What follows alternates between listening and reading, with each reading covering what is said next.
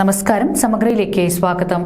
KPA. റഹീം സ്മൃതി സംഗമവും പുരസ്കാര സമർപ്പണവും ജനുവരി 13 വൈകുന്നേരം 3:30 പാനൂർ സുമകലി ഓഡിറ്റോറിയത്തിൽ നടക്കുമെന്ന് സംഘാടകർ വാർത്താ സമ്മേളനത്തിൽ അറിയിച്ചു. പ്രമുഖ ഗാന്ധിയനും പ്രഭാഷകനുമായിരുന്ന കെ.പി.എ. റഹീം മാസ്റ്ററുടെ 6ാം ചരമവാർഷികാചരണത്തിന്റെ ഭാഗമായി ജനുവരി 13 വൈകുന്നേരം 3:30 പാനൂരിൽ അനുസ്മരണ സമ്മേളനം നടക്കുമെന്ന് സംഘാടകർ വാർത്താ സമ്മേളനത്തിൽ അറിയിച്ചു.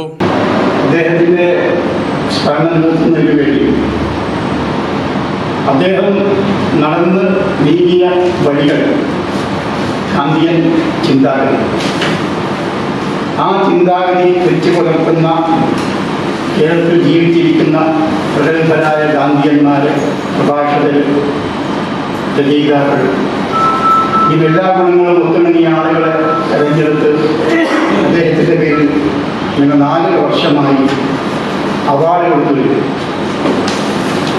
അവാർഡ് കൊടുത്ത് ആദരിക്കുന്ന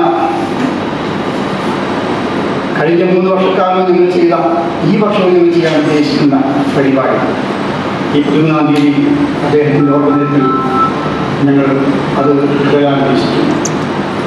ഈ തവണ ഞങ്ങൾ തിരഞ്ഞെടുത്തിരിക്കുന്നത്, ഞങ്ങൾ അധികാരപ്പെടുത്തിയിരിക്കുന്ന ജൂറി ശ്രീ ചന്ദ്രൻ മാഷ് ചെയർമാനായിട്ടുള്ള ജൂറിയായിരുന്നു ഈ അവാർഡ് ജേതാവിനെ തെരഞ്ഞെടുത്തു. കെ.പി.എ. റഹീം സ്മൃതിവേദി സംഘടിപ്പിക്കുന്ന ചടങ്ങ് കെ.പി. മോഹനൻ എം.എൽ.എ. ഉദ്ഘാടനം ചെയ്യും.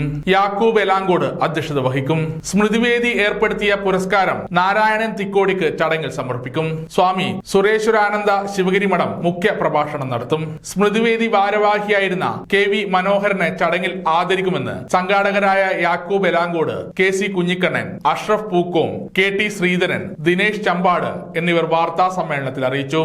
ജനുവരി 13 രാവിലെ 10 മണിക്ക് റഹീം മാസ്റ്റർ കുഴഞ്ഞു വീണ് മരിച്ച മാഹി പുത്തലത്ത് പുഷ്പാർച്ചനയും നടക്കും. സമഗ്ര ന്യൂസ്, പാനൂർ.